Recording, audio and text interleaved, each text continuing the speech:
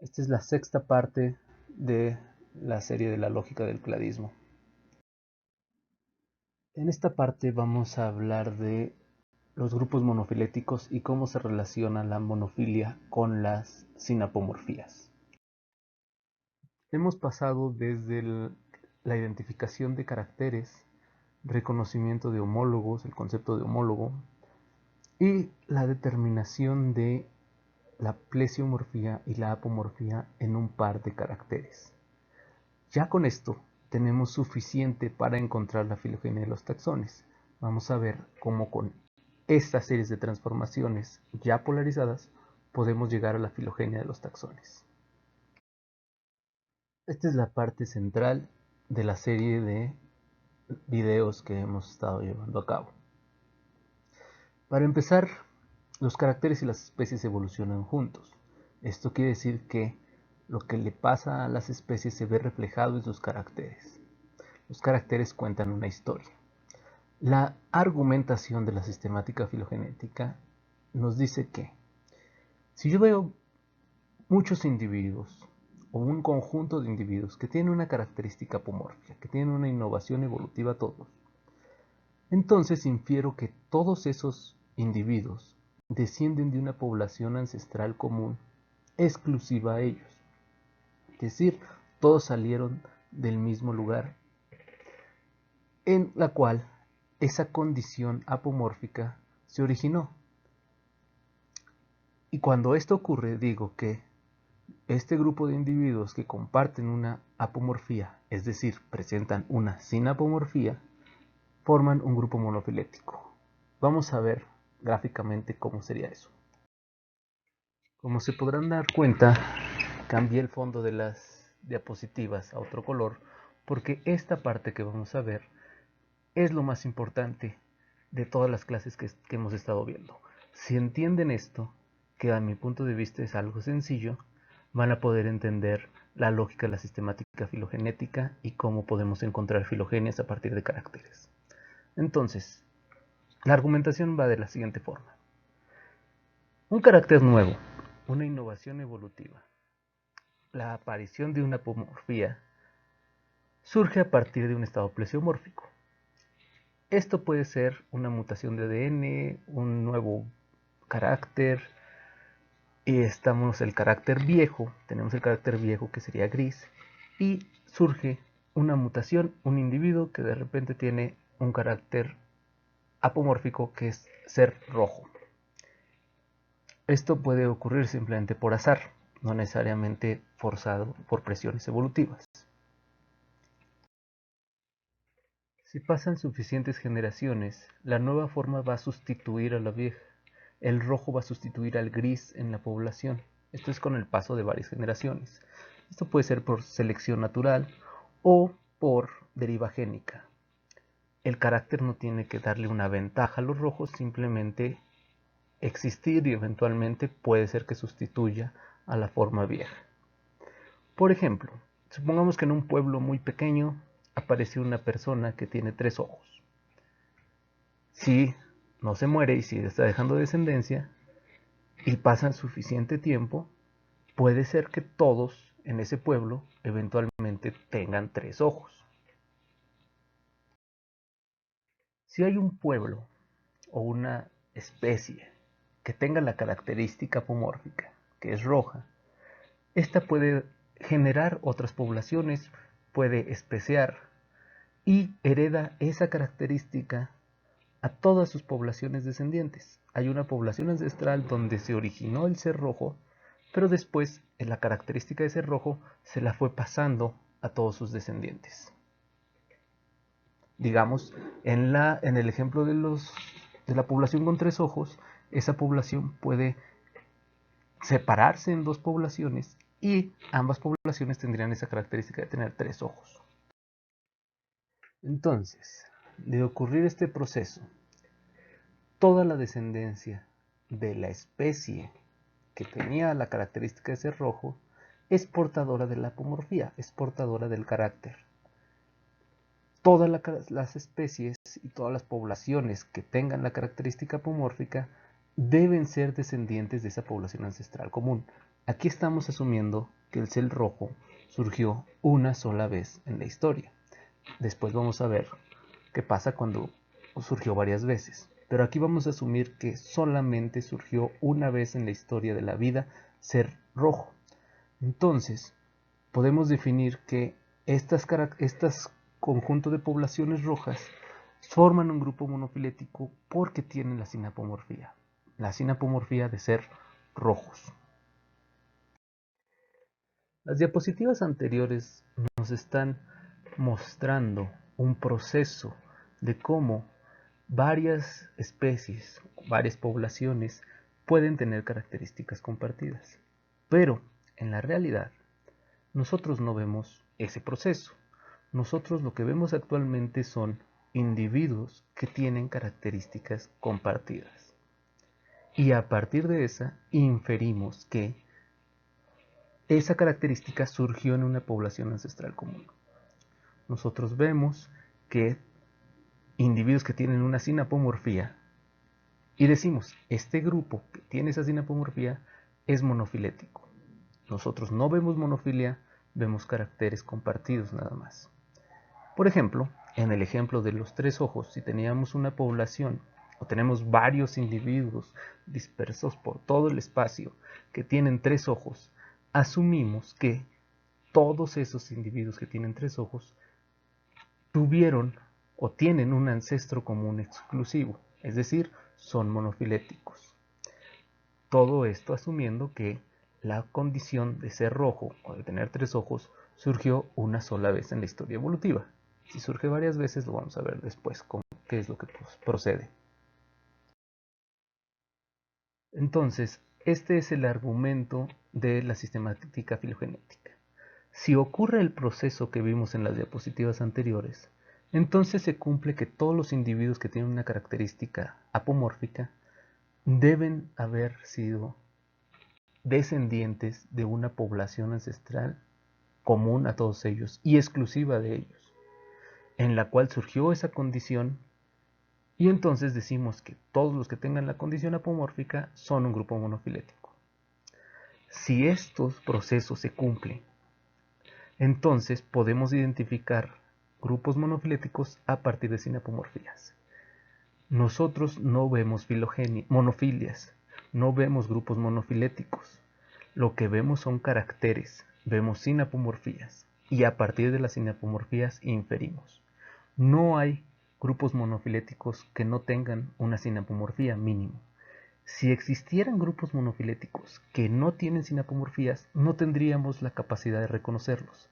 Entonces, monofilético y sinapomorfía son una sola cosa. Son conceptos distintos, pero no pueden separarse. No hay forma de reconocer grupos monofiléticos sin sinapomorfías, y la sinapomorfía implica que el grupo es monofilético. La definición formal de grupo monofilético son todos los descendientes de un ancestro común, y la parte importante es que ese ancestro común es exclusivo de esos descendientes. Porque se podrían tomar un par de seres vivos, los que sea, puede ser un hongo y un insecto, y tendrían un ancestro común. Pero ese ancestro común no es exclusivo de los hongos y los insectos. En la figura, por ejemplo, tenemos al grupo formado por los humanos y los perros. Tienen un ancestro común. Si nos vamos atrás en la historia evolutiva, los humanos y los perros tienen un ancestro común. Pero ese ancestro común no es exclusivo de los humanos y los perros, no son los únicos descendientes de ese ancestro común. Entonces, si juntamos a humanos y perros, formamos un grupo que no es monofilético.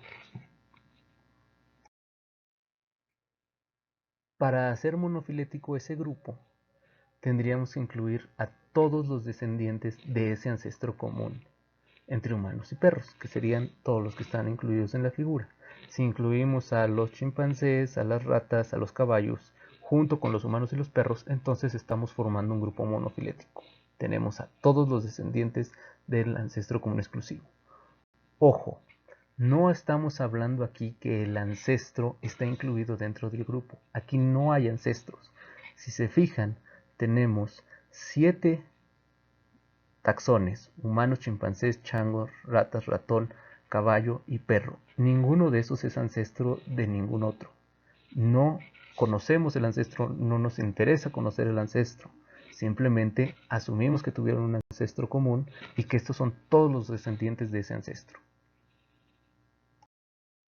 Si incluimos a los tlacuaches y a la vaca, tenemos otro grupo monofilético que es más amplio. También tenemos grupos monofiléticos más pequeños, como aquel que incluye a los humanos, a los chimpancés y a los changos, o a las ratas y el ratón. Es decir, tenemos grupos monofiléticos dentro de grupos monofiléticos más incluyentes. Estos son todos los grupos monofiléticos que hay en este cladograma. El grupo azul incluye a todos los taxones dentro del cladograma. El grupo dorado, que sería el menos incluyente, incluye desde el tlacuache hasta el perro. Y así, cada uno de esos colores es un grupo monofilético. Además, suponemos que cada uno de los taxones terminales también es monofilético. Por ejemplo, que los perros forman un grupo monofilético, que las vacas por sí mismas forman un grupo monofilético. Para recalcar, voy a volver a mencionar que lo que vemos son caracteres sin apomorfías, que no vemos monofilia y que a partir de las sinapomorfías que percibimos, inferimos que existe esa monofilia. Si dos especies hermanas, es decir, las que surgen de un ancestro común inmediato, son un grupo monofilético, deben de tener una sinapomorfía. Si no tienen una sinapomorfía, si en su historia evolutiva no surgió ningún carácter y aún así están emparentadas, nosotros no podríamos saberlo. Sin sinapomorfías no hay forma de reconocer monofilia. Bueno, pero si existen estas sinapomorfías entre dos especies o entre varias especies, forman un grupo monofilético. Están más relacionados entre sí que con otro grupo. Pero a su vez, este grupo puede ser hermano de otro grupo.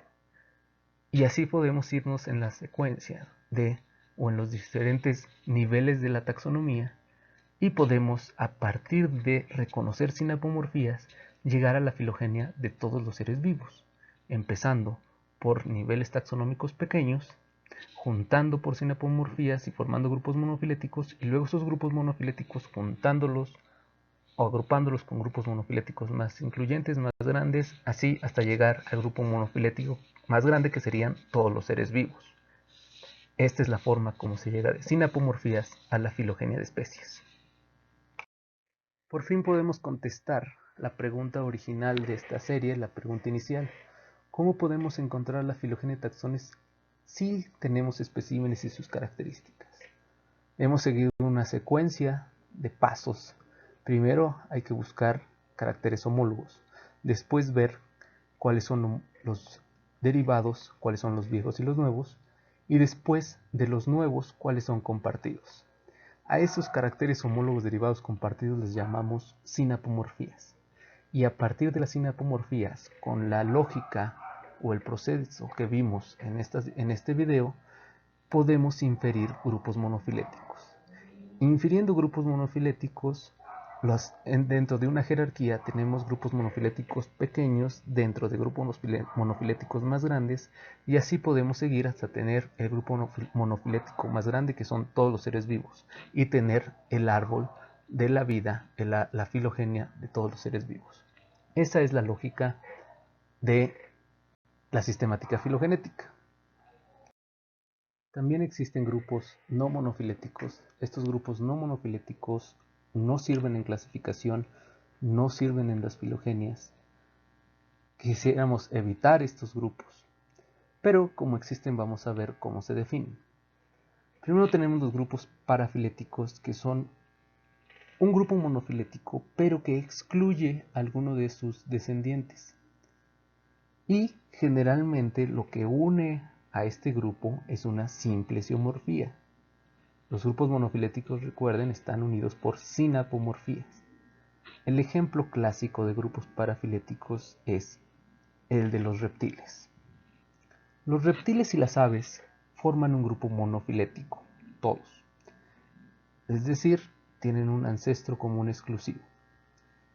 Pero las aves se han separado de los reptiles tradicionalmente en el gradismo, en las clasificaciones neodarwinistas, por tener ciertas características. Eso lo vamos a ver posteriormente cuando veamos esa escuela de clasificación. Pero dejan a los reptiles como un grupo. Ese grupo no es monofilético porque no incluye a todos los descendientes. Pero ¿qué es lo que los une? ¿Qué tienen en común? Que tienen escamas. La característica que tienen en común todos los reptiles es tener escamas. Pero tener escamas es una característica antigua. Y entonces, si se unen a grupos por características plesiomórficas, se generan grupos parafiléticos. Otro tipo de grupos no monofiléticos son los polifiléticos, que unen a taxones o a grupos que están muy separados en la filogenia. Generalmente se agrupan por características homoplásicas, es decir, por características que surgieron varias veces o independientemente en la historia evolutiva. En el ejemplo que está en esta figura, el grupo formado por mamíferos y aves sería polifilético y estaría unido por tener sangre caliente. Este grupo obviamente no incluye a todos los descendientes de un taxón. Para hacerlo monofilético tendríamos que incluir a las tortugas, a las lagartijas y a los cocodrilos en ese grupo. Y sería el grupo Amniota, que sí es un grupo monofilético. El ejercicio para esta parte, por equipos, es buscar 5 grupos que no son monofiléticos, que no sean monofiléticos, pero que se utilicen comúnmente, que sean de dominio popular. Por ejemplo, los reptiles se siguen utilizando mucho ese grupo, pero es un grupo parafilético porque excluye a las aves. Otro ejemplo serían los invertebrados, que forman un grupo por no tener vértebras, pero es un grupo polifilético. Hay muchos taxones que están incluidos ahí que no tienen un ancestro común exclusivo. Entonces, buscar este tipo de grupos y mandarlos por equipo. También está el cuestionario, que este es individual, para entregar el 26 de marzo.